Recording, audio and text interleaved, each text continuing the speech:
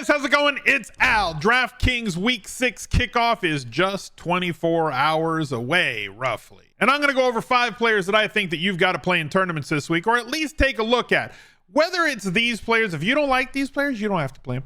But the methodology, the philosophy behind it, the reasoning of why we want to target players that are under 5%, under 10% in tournaments in order to differentiate our lineups, to get off of the chalk, to think a little bit differently, to have access to a ceiling, whether it's a pivot off of a more popular player or whether it's a pay up to be contrarian play. That is how you have to go about things in order to win tournaments when it comes to DraftKings. So if you wanted to connect yourself to our VIP community in the Smiz Gang Discord, make sure that you use the link smizzle.tv/Discord to join the Discord.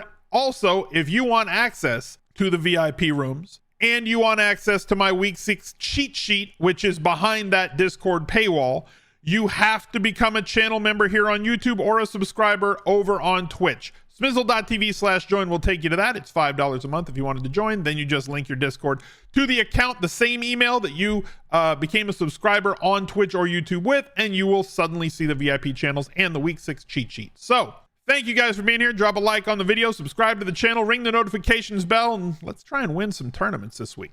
Let's go. He's a legend. The Week 6 Smiz Gang Listener League is 4,500 entrants. It's past half full at this point.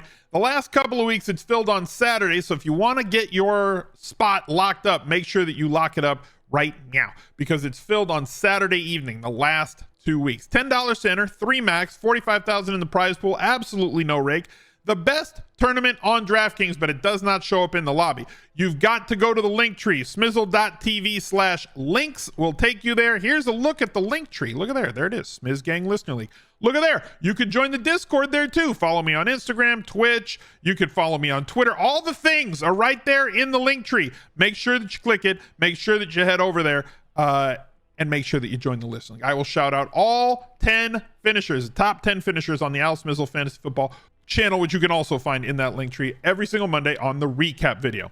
Let's start off with Ken Walker III. What has Ken Walker III done wrong in order to be on this list again? People just don't like playing him. You know what it is? There's a certain archetype of running back that when it comes to DraftKings, because of the way that DraftKings scoring works, people don't like playing them. Running backs who don't get a whole lot of targets, because DraftKings full PPR with bonuses, targets being worth 2.3 expected points versus or more than every one carry, every target worth 2.3 fantasy points, every carry not worth that much. So when you factor all of that in, you've basically got a situation where you want to target targets. We've always said that ourselves. That gives you a much higher floor. It gives you access to a really high ceiling. But you know what else gives you access to a high ceiling that DraftKings players always seem to forget? Running backs who have the talent to break off long touchdown runs, something that Ken Walker definitely has in his locker. Guys like Nick Chubb, Jonathan Taylor, guys like Ken Walker III are long play, big splash players at running back. Derrick Henry, the same thing.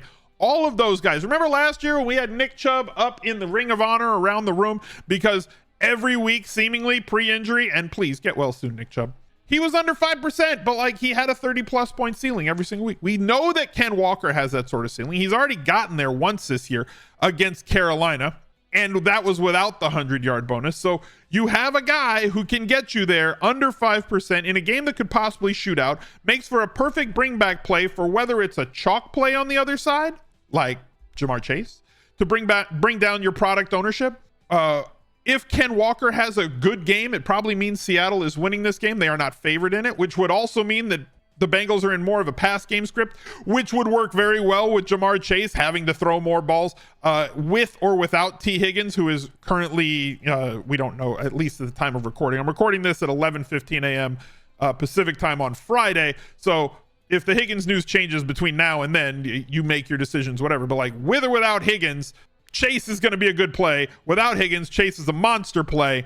And Ken Walker makes to be a pretty good secondary stack to go along with him, especially with what you would want most for that double. So 6,700, 3.5% projected this week. Solid play. Another play that nobody wants to get after, and I totally understand why. Obviously, Philadelphia has a fearsome front seven. Philadelphia is a good defense against opposing running backs. We know this. We accept this.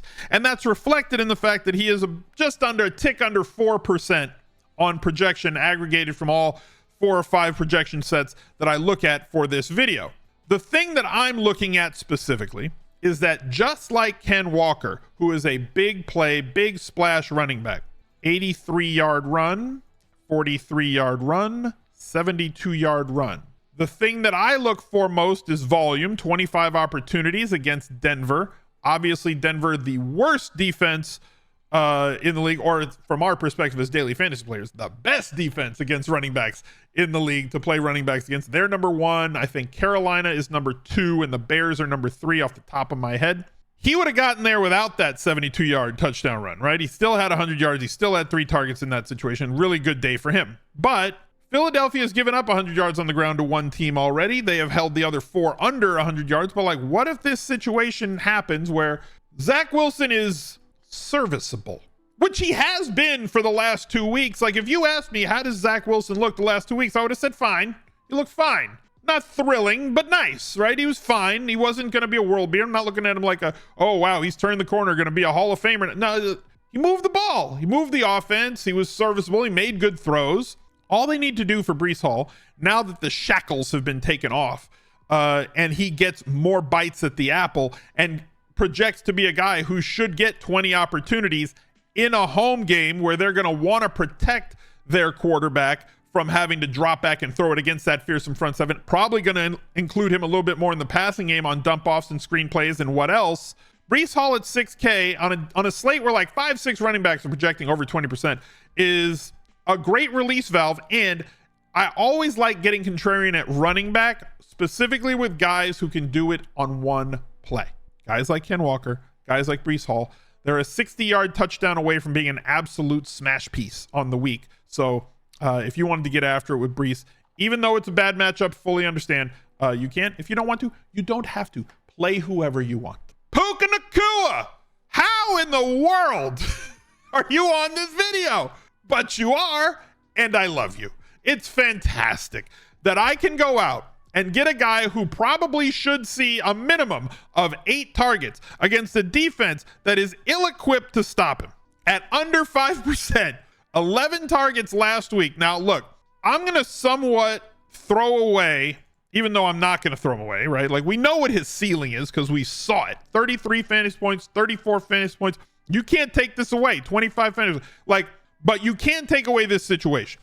He is no longer in a world where Cooper Kupp does not exist.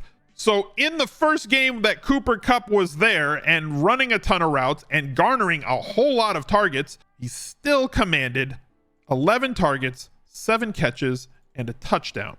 The Rams traded away Van Jefferson. Tutu Atwell, not going to get a whole lot of run. He's the 3rd guy now. Tyler Higbee, not really a guy that I think that commands 8-9 targets when there are other guys out there. This is going to be the Cooper Kupp, Puka Nacua, Kyren Williams show, as long as all 3 stay healthy, but nobody wants to pay $8K for him. 300 more, you get Jamar Chase. Couple hundred less, you get bigger name wide receivers. So Puka is in this awkward salary spot that's holding his projectable percentage, and I think that he ends up down there. If you wanted to play Puka as a secondary stack with any one of the weapons on the Cardinals that A, are cheap, B, are getting really solid volume on a week in, week out basis, I love that. If you wanted to double Stafford, nobody wants to pay $17K for Cooper Kupp and Puka Nacua. So big time upside, big time ceiling, big time floor ceiling combination that nobody seems to want to pay for. Love Ram stacks this weekend. Love Puka Nacua this weekend. Let's head over to Underdog Fantasy. And if you have not yet picked up your free $100 off of the floor, use promo code ALSMIZZLE. That's all one word, ALSMIZZLE, and you can claim up to $100 first time deposit bonus on your first deposit to the site. They have these great 100K Sundays. If you play them, you get put into a hopper like a raffle, and 10 users will get 10K added into their account right up here, right behind my little blocker that you can't see. Cooper Kupp over 90 yards, sure. Breece Hall over 74.5 rushing receiving yards, fine. Ken Walker over 67.5, he might do that on one play. And Puka Nacua over 65 receiving yards, sure. Lowers are sharper. We're maxed at $20 on this one because of the special. You can't go over it, but you could bet up to 1,000 on any of these if you wanted to, if you don't pick the special. Spooky season, Jamar Chase like 7-11, always open. Give me 4 picks to win 10x, win $200, fine. Go claim your free up to $100 today on Underdog Fantasy. Just use my code. Last couple of guys on this, and then we're going to head over to the Fantasy Labs lineup builder to take a look at how we're going to put these guys into a lineup together. Calvin Ridley, only 3.5%. Seriously? It looks like everybody's going to play Travis Etienne, and a lot of people are going to play Kirk, and a lot of people are going to play Ingram. So we're just ignoring the fact that Calvin Ridley is probably the most explosive pass catching option on this team, that he's projecting for 3.5% of the field to be on him. We've seen him catch 2 touchdowns already. We've seen them force feed him the ball. 8 targets, 7 targets, 8 targets, 11 targets. He had the one bad game against Atlanta that they won 23-7. Like, sure, you could go with the chalk. People think that they're going to leverage off of ETN's ownership, which is going to be a real thing, by going Lawrence with a double stack, and that double stack is, I can use Ingram, who also projects to be really widely held this weekend, and Christian Kirk, who projects to be at 20% or higher because he's lower salaried than Calvin Ridley. So you get to pay up to be contrarian and also leverage off of everybody else that's going to be on Jacksonville players with possibly their most explosive wide receiver, the guy who has the highest likelihood of a 40-point fantasy day on that team. Apologies to Kirk and apologies to Ingram. Like, they're nice plays. They have a really high floor and a solid ceiling, but Ridley's the highest ceiling guy that they got. And the fact that they're 20% plus on projection, the trio of ETN, Kirk, and Ingram, and Calvin Ridley's just over here in the corner. Nobody puts Calvin Ridley in the corner. I'm going to bet on Calvin Ridley, no pun intended, having a very solid day in tournaments or 4 tournaments. Let me just say, I'm going to bet on him being a very solid tournament play from a philosophy standpoint at the decision point, which is lock. Can't look back at this stuff after and say, well, see, this guy was the play. Yeah, once we have the answers to the test, it's really easy to pick out who the good tournament plays are after you know that they scored 50 fantasy points. But at the decision point, Calvin Ridley at 3K is a better tournament play than Christian Kirk or Evan Ingram at 20% each. You're trying to leverage off of ETN. You got to leverage off the other guys as well. And we're going to finish the video with Jaylen Waddle. Everybody wants to play Tyreek Hill, and for good reason. The breaker of slates has done fantastic this year. But it's not like Jaylen Waddle's not getting service. He just hasn't exploded yet. A 32-yard catch in week 2, 35 in week 1, 20-yard catch and a touchdown on 10 targets against the Giants. Now they get Carolina. Everybody's going to play Raheem Mostert. People that want to play one of the passers. Mostert's going to be the highest owned player on Miami. Second highest owned player is going to be Tyreek Hill. But you telling me that Jaylen Waddle suddenly can't score a 65-yard touchdown? You telling me that he's not getting enough volume? Neither of those things are true. He certainly has the possibility of a 30-point game. If you wanted to pair him as a part of a secondary stack, you're paying up to be contrarian with this one. He is projected at 1%.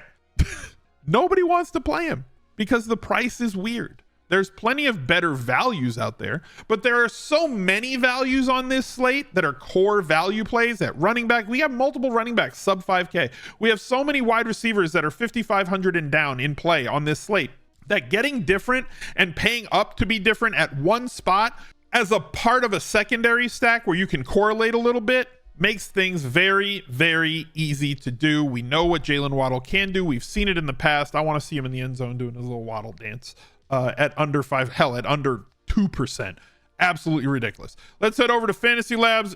The rules that I said typically, and then we keep the one player under 12%. But if you wanted to build a player group with all of these players, so we can say include at least one of Breece Hall, add him to the list, add Walker, let's add Puka, let's add Calvin Ridley, and let's add Waddle. And that one rule right there, we're going to apply it. That's going to make sure that every lineup out of the 150 that this builds, it's going to build it with our lineup rules where we're going to double stack bring back. It's going to make sure that there's a low owned player in every lineup, and it's going to make sure that one of the players in that lineup is going to be from our 5 under 5. So if you wanted to get a look over at the tools that they have over at Fantasy Lab, they're great projections done by the odds keeper. Use my promo code, actually use my link, smizzle.tv/labs with an uppercase L. Get you a discounted membership, or if you're an NBA only player, you can get an NFL only subscription. If you're an NBA player, you get the All Sport, which allows you to have access to a whole lot of other sports, NBA, MLB, everything else. So I wish you the best of luck this weekend, and look out for another video